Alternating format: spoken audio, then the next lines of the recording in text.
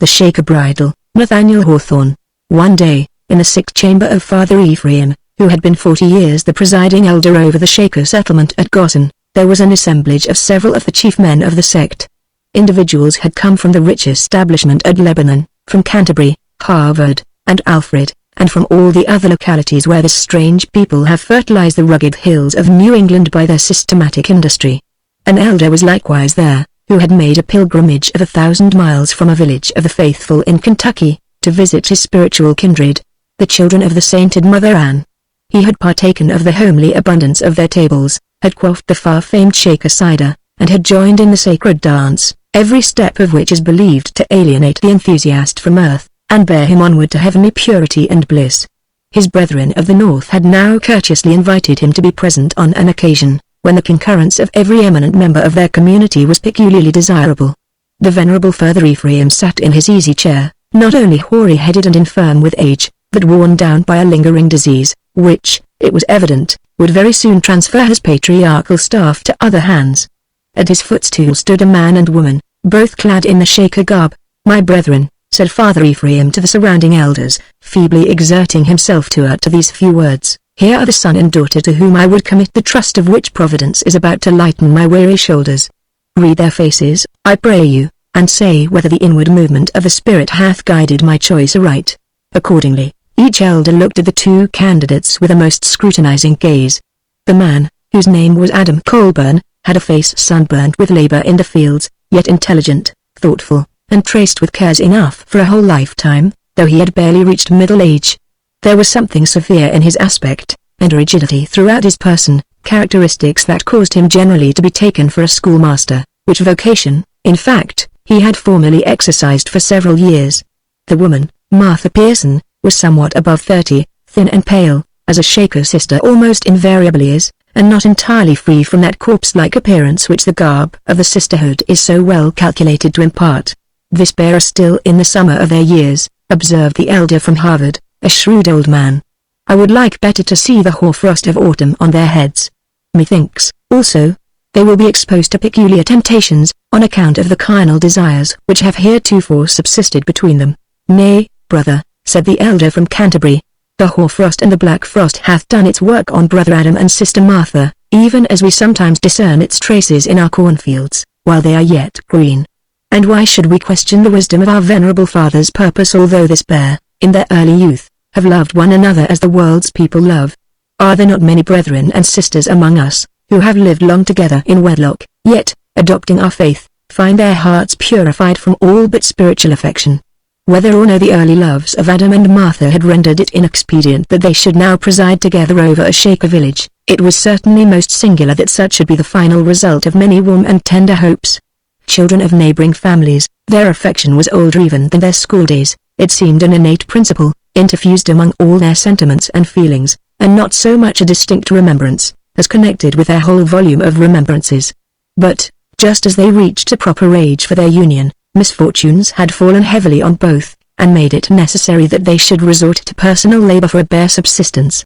Even under these circumstances, Martha Pearson would probably have consented to unite her fate with Adam Colburn's, and, secure of the bliss of mutual love, would patiently have awaited the less important gifts of fortune.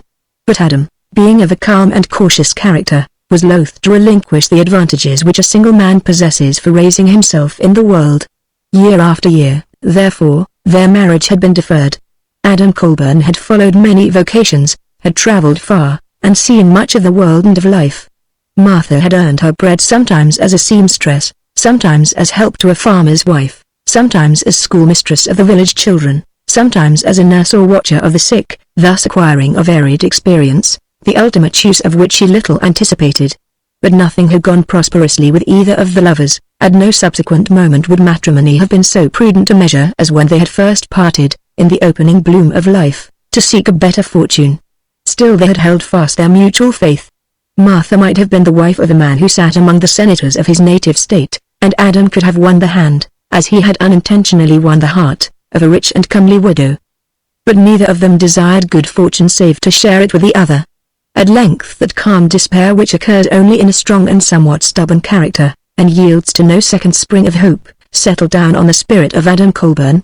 He sought an interview with Martha, and proposed that they should join the Society of Shakers. The converts of this sect are often driven within its hospitable gates by worldly misfortune than drawn thither by fanaticism, and are received without inquisition as to their motives. Martha, faithful still, had placed her hand in that of her lover, and accompanied him to the Shaker village. Here the natural capacity of each, cultivated and strengthened by the difficulties of their previous lives, had soon gained them an important rank in the society, whose members are generally below the ordinary standard of intelligence. Their faith and feelings had, in some degree, become assimilated to those of their fellow worshippers. Adam Colburn gradually acquired reputation, not only in the management of the temporal affairs of the society, but as a clear and efficient preacher of their doctrines.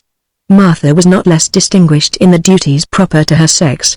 Finally, when the infirmities of Father Ephraim had admonished him to seek a successor in his patriarchal office, he thought of Adam and Martha, and proposed to renew, in their persons, the primitive form of Shaker government, as established by Mother Ann. They were to be the father and mother of the village. The simple ceremony, which would constitute them such, was now to be performed. Son Adam, and daughter Martha, said the venerable Father Ephraim, fixing his aged eyes piercingly upon them, if ye can conscientiously undertake this charge, speak, that the brethren may not doubt of your fitness. Father, replied Adam, speaking with the calmness of his character, I came to your village a disappointed man, weary of the world, worn out with continual trouble, seeking only a security against evil fortune, as I had no hope of good. Even my wishes of worldly success were almost dead within me. I came hither as a man might come to a tomb, willing to lie down in its gloom and coldness, for the sake of its peace and quiet. There was but one earthly affection in my breast, and it had grown calmer since my youth, so that I was satisfied to bring Martha to be my sister, in our new abode. We are brother and sister, nor would I have it otherwise.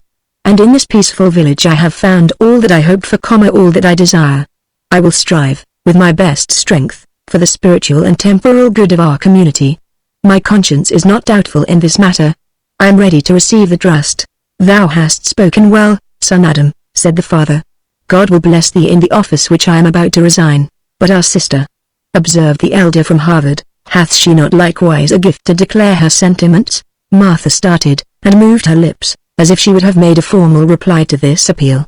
But, had she attempted it, perhaps the old recollections, the long repressed feelings of childhood, youth, and womanhood, might have gushed from her heart, in words that it would have been profanation to utter there. Adam has spoken, said she hurriedly, his sentiments are likewise mine. But while speaking these few words, Martha grew so pale that she looked fitter to be laid in her coffin than to stand in the presence of Father Ephraim and the elders. She shuddered, also, as if there was something awful or horrible in her situation and destiny. It required, indeed, a more than feminine strength of nerve, to sustain the fixed observance of men so exalted and famous throughout the sect as these were. They had overcome their natural sympathy with human frailties and affections. One, when he joined the society, had brought with him his wife and children, but never, from that hour, had spoken a fond word to the former, or taken his best-loved child upon his knee.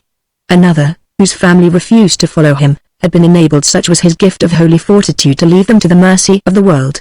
The youngest of the elders, a man of about 50, had been bred from infancy in a Shaker village, and was said never to have clasped a woman's hand in his own, and to have no conception of a closer tie than a cold fraternal one of the sect. Old Father Ephraim was the most awful character of all. In his youth he had been a dissolute libertine, but was converted by Mother Ann herself, and had partaken of the wild fanaticism of the early Shakers. Tradition whispered, at the firesides of the village, that Mother Ann had been compelled to sear his heart of flesh with a red-hot iron before it could be purified from earthly passions. However that might be, poor Martha had a woman's heart, and a tender one, and it quailed within her, as she looked round at those strange old men, and from them to the calm features of Adam Colburn. But perceiving that the elders eyed her doubtfully, she gasped for breath, and again spoke. With what strength is left me by my many troubles, said she, I am ready to undertake this charge, and to do my best in it. My children, join your hands, said Father Ephraim. They did so. The elders stood up around, and the father feebly raised himself to a more erect position, but continued sitting in his great chair. I have bidden you to join your hands, said he, not in earthly affection, for ye have cast off its chains forever, but as brother and sister in spiritual love, and helpers of one another in your allotted task. Teach unto others the faith which ye have received. Open wide your gates, I deliver you the keys thereof, open them wide to all who will give up the iniquities of the world, and come hither to lead lives of purity and peace. Receive the weary ones, who have known the vanity of earth. Receive the little children, that they may never learn that miserable lesson. And a blessing be upon your labors, so that the time may hasten on, when the mission of Mother Anne shall have wrought its full effect. When children shall no more be born and die, and the last survivor of mortal race, some old and weary man like me, shall see the sun go down, never more to rise on a world of sin and sorrow. The aged father sank back exhausted, and the surrounding elders deemed, with good reason, that the hour was come when the new heads of the village must enter on their patriarchal duties. In their attention to Father Ephraim, their eyes were turned from Martha Pearson, who grew paler and paler, unnoticed even by Adam Colburn. He, indeed, had withdrawn his hand from hers, and folded his arms with a sense of satisfied ambition. But paler and paler grew Martha by his side, till, like a corpse in its burial clothes, she sank down at the feet of her early lover, for, after many trials firmly borne, her heart could endure weight of its desolate agony no longer.